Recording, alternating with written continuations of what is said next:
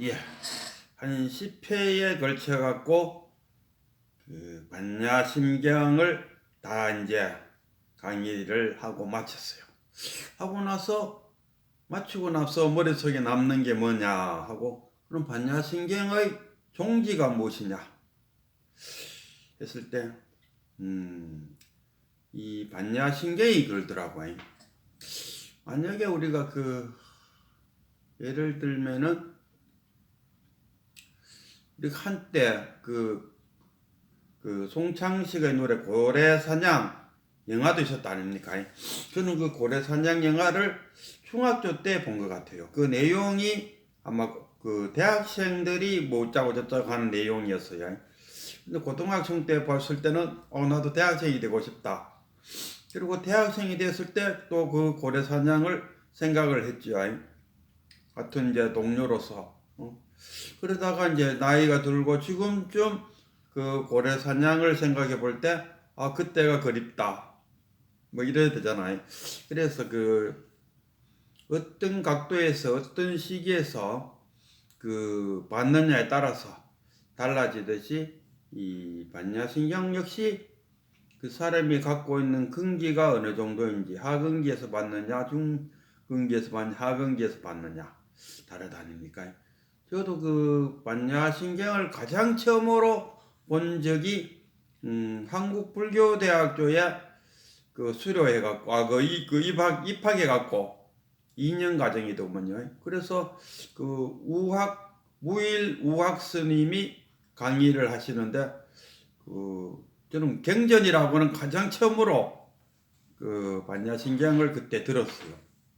그래서 들었는데 아주 열심히 막 서브노트를 준비해 주시면서까지 정말 정성껏 강의를 하셨는 것 같은데, 뭐 강의 끝나도 별로 남는 게 없더라고요. 근데 그게 하나의 시발점이 돼갖고 이제 유튜브 상에서 다른 분들의 반야신경 강의를 참 많이 들었어요. 들을 때마다 하나씩 생기더라고요. 그러다가 또 우리 경주의 백운 스님하고 독대를 해서 견성을 한 이후에 다시 또 들어봤어요. 그럴 때마다 어쨌든 간에 들을 때마다 이 반야신경에서 와닿는 하나 알았다, 뭐 하나 깨달았다 할까요? 그런 것들이 서록서록 생겼어요. 그러다가 그냥 보통 이제 반야신경을 이렇게 들어보면은 조견오온 계공 또 일체고액 이게 핵심이다 하고 여기에서 반야신경 강의가 끝이 나버리더라고요. 저 뒤에까지 갈 생각도 안 하고 막 이게 핵심이다 하는 정도로 대부분의 반야신경 강의는 그렇게 하더라고요. 근데 다행스럽게 우리 성본 스님도 끝까지 했었고, 그 다음에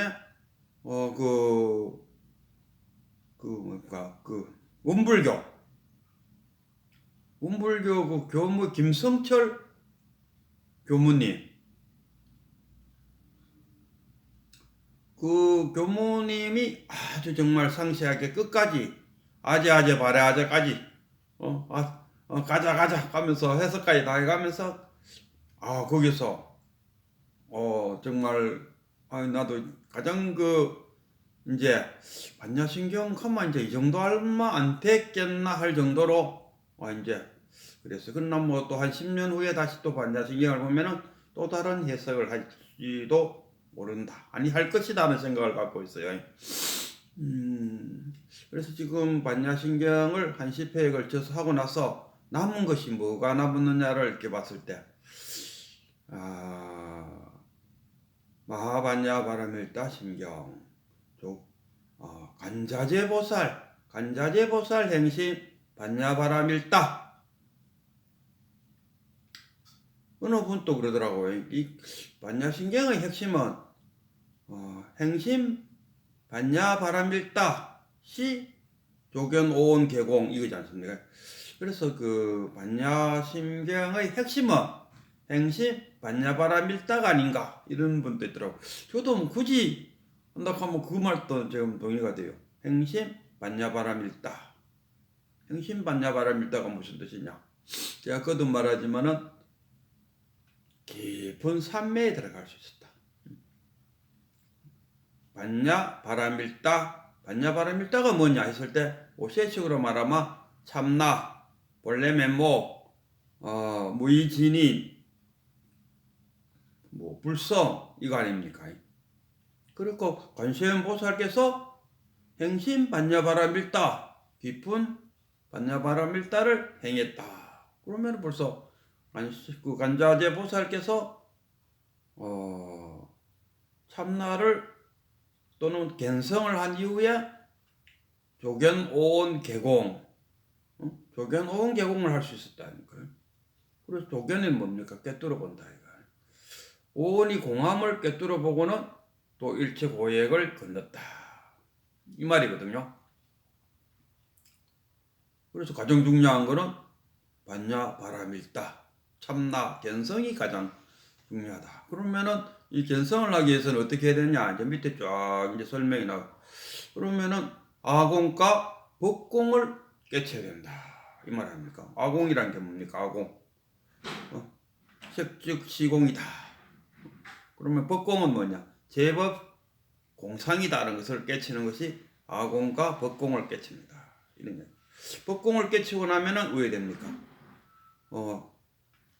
공중에는 색도 없고 수상 형식도 없고, 그 다음에 안이비설신도 없고, 색성량 미촉법도 없고, 안식, 비식, 이식, 육식도 없고, 그 다음에 12연기도 없고, 사성제도 없고, 그 다음에 중도도 없다. 깨치고 나면 그렇다는 거죠. 그게 매이지 않는다는 거예요. 여기까지가 저는 그 상구볼이라고 생각합니다. 상구볼, 깨침, 깨달음을 얻는다. 그 아공과 법공을 깨친다. 우리 식으로 말하면 갠성했다 이런 이야기 아니겠습니까? 그리고 나서 그 무지영무득 얻을 것도 없고 뭐 지혜도 없고 얻을 것도 없다 이 말이 중도를 말하거든요. 그러므로 얻을 것도 없고 깨달음도 없고 하니까 보리살타 보살이 누구냐? 바로 우리 인간을 말하죠. 부처가 되기 일보 직전에 있는 사람들. 절에 그 신도, 여자 신도를 우리가 보살님 하는데 보살님 맞아요. 왜? 그 가장 부처가 될 수 있는 가장 가까이 와 있는 사람이 바로 그 여자 신도들 아닙니까? 그러니까 턱 깨치면 부처가 되고, 깨치기 직전에 있는 자들이니까 보살이다. 그냥 보살이 아니 진짜 보살. 우리 외근을 가면 다 불성을 우리가 다 갖고 있지 않습니까? 깨치기만 하면 바로 부처 되버는. 그러니까 부처는 아니고 그 밑에 깨치기 전이니까 보살이다. 그래서 이 보살이고, 그러면은 이제 그러니까 그 삼세제불도 과거 미래 현재의 모든 부처들이 반야바라밀다에 의존하여 안육따라 삼막삼보리를 얻었다. 그건 무슨 말이냐? 반야바라밀다에 의존하여 안육따라 삼막삼보리를 얻었다. 이 말은 돈수를 했다. 부처니까 돈수. 저는 돈어는 했지만은 돈수는 아직 까마득하다 이런 이야기입니다. 돈수는 이 하나씩 깨달아가면서 하근기에서 중근기에서 상근기로 이렇게 올라간다 아닙니까? 깨닫는다 아닙니까? 우리가 한 번 깨달았다, 두 번 깨달았다, 뭐 크게 깨달았다는 게 이 돈수를 말하는 거예요. 돈어는 견성이기 때문에 내 성품이 뭐냐를 탁 한번 보면 끝나는 거 아닙니까? 내 고향이 어디다 가는 거? 내 고향이 군위군 호령면 마실이 딱 한번 그게 내 고향인데 굳이 뭐 딴 데 가서 내 고향을 찾을 필요가 없다 아닙니까? 그러나 돈수는 하루아침에 이루어지지 않는다. 제가 늘 누누이 말하지만 우리 그 법선생이신 그 백운스님, 아이고 이게 참 유치원생보다도 못한 거사가 왔네요. 그때 저희 그 근기는 그 근스님 눈으로 볼 때 유치원생보다도 못한 근기를 갖고 있었다. 그러나 그런 낮은 근기에도 깨달음은 일어난다. 견성은 일어났다. 견성은 쉬워요. 견성은 얼마나 쉬우냐? 세수하다가 코 만지기보다 더 쉽다. 근데 이것을 잘못된 그 믿음, 잘못된 말, 이런 것들로 인해 갖고 깨닫는다 하면 엄청나게 어려운 걸로 오한과 육신통이 열려야 깨닫는 거다, 깨달았다고 말할 수 있다, 이런 식으로 표현하니까 이 스님들 중에서 40년을 수행을 해도 견성하지 못하는 스님들은 그건 뭐냐? 자기 나름대로의 부처, 자기 부처를 갖고 있기 때문에 그래요. 잘못된 그 헛상을 갖고 있다, 상을 갖고 있다, 공상을 갖고 있다, 이렇게 표현할 수도 있어요. 그런데 견성은 정말 쉬워요. 내가 누구냐? 구가하는 건데 뭐. 조주선사가 계에게도 불성이 없다. 무 한마디에 탁 깨쳐버린다 아닙니까? 그거 달성인가요? 자기 도반이 죽어갖고 다시 18살 돼갖고 조주선사를 찾아와서 질문했다 아닙니까? 그리고 조주선사한테 계에게도 불성이 있습니까? 하니까 조주가 무 하니까 그 한마디에 탁 깨쳐버려. 견성이라는 그 한마디에 은하대어입니다. 그러니까 확실한 내가 깨쳐야겠다는, 견성해야겠다는 확실한 믿음, 그걸 발심이라고 그러잖아. 발심을 가지면은 견성은 일어납니다. 세수하다 코 만지는 그보다 더 쉬운 건데 그걸 뭐 그렇게 어렵게 생각하십니까? 그걸 모호하고 육신통하고 무슨 관계 있습니까? 내가 누군가를 아는데, 내가 말하고 이때 내 말을 듣고 있는 그 자가 누군가를 아는 거. 아제 바라 성아제, 내가 말하고 그 말을 듣고 있는 자가 있다는, 그 자가 나의 본성이다. 그걸 깨치는데 뭐 그리 어렵습니까? 그거를 이게 내가 나의 그 참나구나, 거기에 대한 믿음이 100이면은 100%면은 그건 그걸로 끝입니다. 맞아, 이게 내가 참나구나 하고 탁 믿어갖고 거기에 대한 믿음에 대한 의심이 1%도 안 일어나면은 그게 바로 견성한 겁니다. 그게 견성이래요. 이게 무슨 견성이에요? 울산에 어느 그 거사님은 자기가 견성하고 나서 이게 견성인가? 욕 나올 뻔했대요. 욕 나올 뻔했다. 응? 이게 깨달았다는 게 이거야? 이게 전부야? 그렇게 견성에 대해서 가볍게 생각해야 돼. 자기가 자기란, 그 성담 스님은 그 강의 중에서 내가 1분 안에 여러분들을 견성하도록 만들겠습니다. 1분 안에. 그래서 그 한 이야기가 그거지 않습니까? 지가 지금 말하고 그 말을 듣고 있는 자, 그 자가 누군가를 딱 있잖아. 그게 참나라요. 그 외에 참나 아니. 그 외에 다른 참나를 찾는다면 40년이 지나도 참나는 못 찾죠. 그게 참나입니다. 그래가지고 이 반야신경이 마지막에 아제 바라 주문으로 끝나잖아요. 그게 올체식으로 표현하자면 아제 바라 승아제 모지 사바, 자기 마음을 쫙 가라앉혀갖고 아제 바라 승아제 모지 사바 자기가 말하고 분명히 천천히 마음을 집중해서 하면은 이 말을 듣고 있는 그 자가 있어요. 그 자가 바로 참나입니다. 그럼 견성했는 거 아닙니까? 이보다 세수하다가 코 만지는 것도 쉽지 않습니까? 세수하다가 코 만지려고 하면 세수는 해야 되는데, 코 만지기보다 더 쉬운 거는 꼭 아재 봐라 한 번만 해보면은 이거네? 타고 간다. 그래서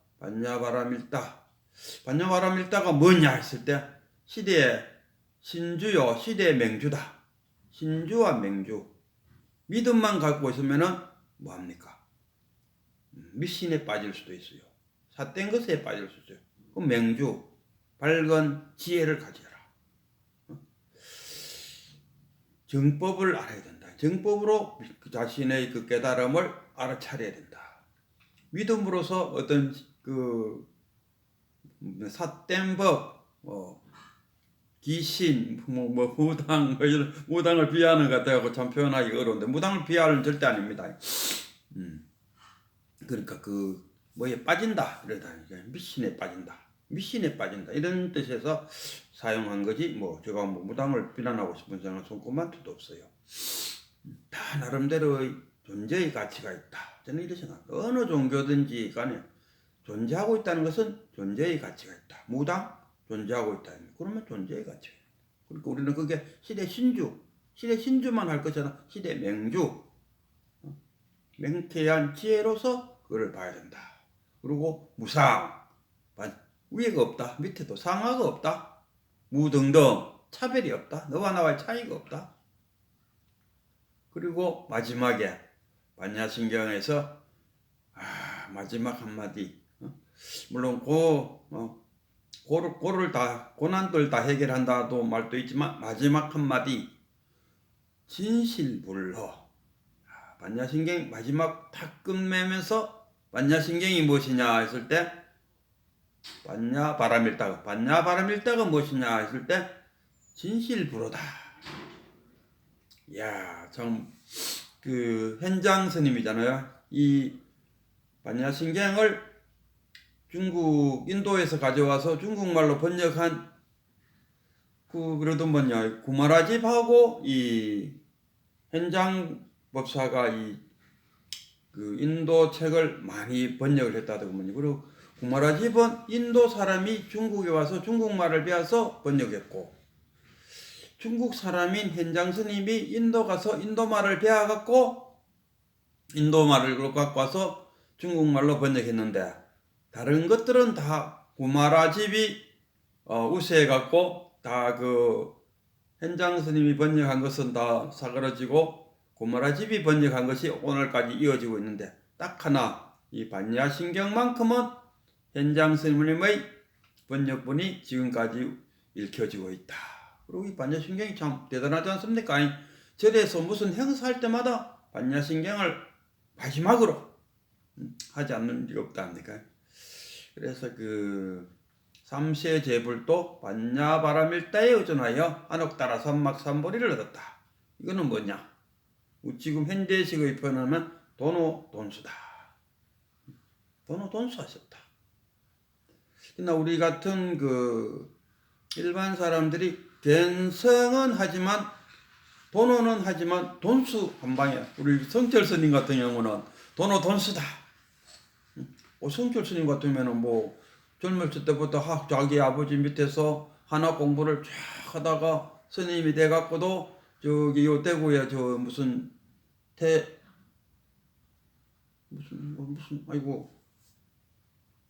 절 이름이 생각 안 나냐. 유명한 절인데 절 뒤에 있는 동굴 속에 들어가 6년 동안을 책만 보고 앉으셨다는 거. 그러면 학문의 깊이가 얼마나 깊겠습니까? 그런 분이 턱 깨치면은 재벌은 반야바람일다에 의존하여 안옥따라 삼박삼보리를 얻었다. 그럼 돈수 우리 성철 스님 같으면은 돈수 하셨다고 표현해도 되지 않을까? 그러나 우리 큰 스님께서는, 백운 스님께서는 이런 말씀을 하셨죠. 깨달음은 배움의 시작이다. 견성은 배움의 시작이다. 항해를 해나가는데 나침반의 역할을 한다. 바다를 항해하는데 나침반도 없이 어디로 가겠단 말이고. 그래서 우리 백운 스님은 이렇게 강의를 할 때 이제 신도들이 쭉 앉았으면은 여기 몇 분은 그래도 나랑 독대를 해서 깨침을 얻은 분이고, 나머지는 아직 깨닫지를 못하는 분인데, 이런 분들이 나의 법문을 한만 들어봐도 아무 소용없는 짓이라요. 그렇게 왜? 깨닫지 못하면은 배움의 출발점이 안 된다. 그래서 견성한 이후에 깨달음을 돈수가 되려고 했어요. 저도 깨닫고 나서 반야신경을 본다든가 금강경을 본다든가 화엄경을 본다든가 법화경을 본다든가 또는 다른 큰 스님들이 법문을 듣는다든가 확실히 달라요. 모든 것이 그렇잖아요. 그 부처님의 그 가르침도 12연기, 중도, 사성제, 18체계 이걸 우리가 그 부처님이 우리에게 깨닫기 위한 하나의 방편으로 제시한 거잖아요. 근데 우리는 방편을 거기에 매달리 갖고 부처님의 깨달음, 야 부처님 이것을 깨달았구나 이러는데 손가락을 갖고 다리라고 우기는 거하고 똑같아요. 부처님은 자신의 그 깨달음에 깨치도록 그 오비구를 찾아가서도 한 게 뭡니까? 12연기와 사성제를 설했다 아닙니까? 그 사성제와 12연계를 설하니까 오비구가 깨쳤다 아닙니까? 그러니까 그 부처님, 우리가 지금 부처님이 가르쳐준 뭐 금강경이고 뭐 하한경 이것도 쭉 올라가 보면 12연기, 사성제, 중도 거기에서 쭉 나와서 만들어진 체계에 불과하다 이런 이야기 아니겠습니까? 그러니까 부처님이 그 12연기, 사성제, 뭐 중도 이런 것을 말씀하시는 것은 깨치기 위한 하나의 방편으로서 이야기한 건데 우리는 그 방편에 매달리가 있다. 그러니까 큰 스님들이 이놈 뭐 경전만 자꾸 읽어보면 안 된다. 그 자꾸 그 서울에 갈 생각은 안 하고 그 서울로 가는 안내 책자만 자꾸 읽어보고 있다 아닙니까? 좀 답답하지 않습니까? 안내 책자만 자꾸 보면 뭐하나? 응?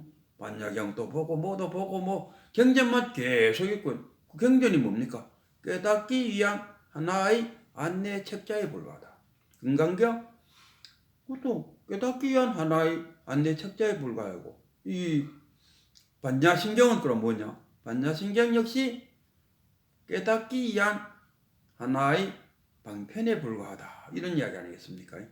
근데 그 반야심경 속에는 부처님의 사성제 18체계 중도 12연기 다 들어가 있어요.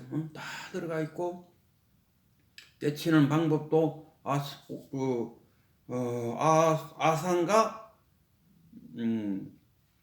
아상과 법상을 깨쳐야 되고 그런 것들이 하여튼 이 반야심경이 그냥 한번 석 읽고 마는 그런 경우는 아닌 것 같아요.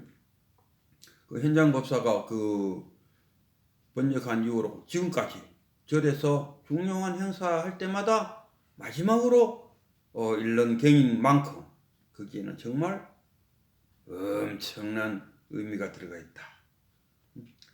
뭐 다른 거는 다 뭐 버리풀어더라도 반야심경 하나만을 경으로 해서 그 서울 가는 안내 책자로 서울 가는 안내 책자 하나만 쓰면 되지 뭐 이것저것 많이 읽으면 뭐 하겠습니까? 반야심경을 서울 가는 안내 책자로 삼아서 이거를 갖고 서울로 한번 읽어보고 서울 시키는 대로 서울 가면은 깨달음을 얻을 수 있다 이런 이야기 아닙니까? 그럼 어떻게 하면 깨닫느냐? 마지막에 제시했다 아닙니까? 간자재 보살이 나온 이유는 보살도 참 많다 하니까 문수보살, 뭐 보현보살, 지장보살, 무슨 보살도 많은데 이 반야심경에 간세음보살을 등장시킨 이유가 어디 있겠느냐 이겁니다. 간세음보살이 수능경에 의하면은 이건 원통법으로 깨달았다. 즉 쉽게 말해서 소리로서 깨쳤다 아닙니까? 그래서 마지막에 뭐 합니까? 아제 바라제 바라승 아제 모지사바 이걸 주문하면은 반야 바라밀다를 얻는다라고 이야기하고 있어요. 한번 해보세요. 해보면은 그 누가 하고 듣는 자가 누구인지를 탁 하면 그 듣는 자가 바로 무의진인이요 참나요. 이것이 참나구나. 내가 그토록 찾던 참나구나. 탁 아는 것 그 자체가 견성이잖아요. 그래서 이 반야심경은 그 간자재 보살을 가장 앞에 내세운 이유는 소리로서 깨치라. 그런 의미가 처음에 간자재 보살로 시작하고 아자아제 바라제로 끝이 나는 것은 그래서 주문 그래서 깨친다. 그래서 이 안에 내용물을 다 습득하고 마지막에 아자아제 바라제를 이렇게 천한 마음으로 이렇게 읽어보면은 거기서 이거네, 이게 참나네 하는 것을 아실 거라 생각하고 이걸로서 반야심경을 마치면서 마지막 그 반야심경의 끝문에 진실불허 이 진실불허가 참으로 실하여 크게 비어있다. 불자가 대자로 해야 된다 하더라고요. 진실불허하다. 반야바라밀다라는 것이 무엇이냐? 반야바라밀다가 무엇이냐? 딱 한마디로 이야기하라면 진실불허다. 이런 이야기.